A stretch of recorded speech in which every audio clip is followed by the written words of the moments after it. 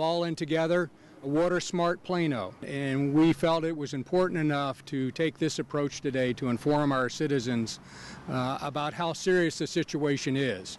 We've had enough rain to help with some of the irrigation of our turf and some of our landscaping, but we've not had enough rainfall to actually refill those reservoirs. Development isn't the problem. We have sufficient water for the basic essentials that we need.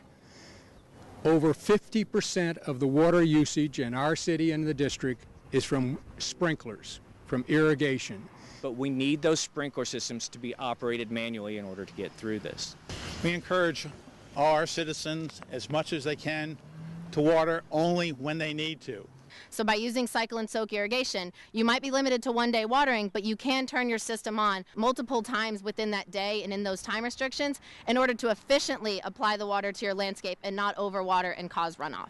We allow the use of soaker hoses and handheld watering for up to 2 hours every single day to help preserve those living assets. We want our citizens to preserve their trees, we want them to preserve their shrubs, and we want them to protect their foundations. Use the soaker hoses, hand water 2 hours a day to make sure you do preserve those. But the grasses probably will brown, but they're highly resilient and they will come back. Whether you are an existing customer or a new home or a new business, we're not granting you extra watering to establish that grass or establish that plants.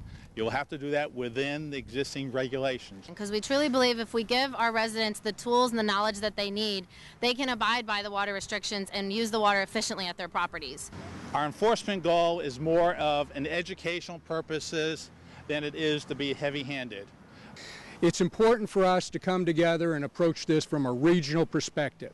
We've cut back watering in the less high traffic areas and medians that don't have trees so that we can actually use our water efficiently for our higher use areas like athletic fields and demonstration sites and the places where we have trees. I can't emphasize enough how much our community has helped us and how much the citizens, and we thank all those citizens who have done their part in helping us conserve.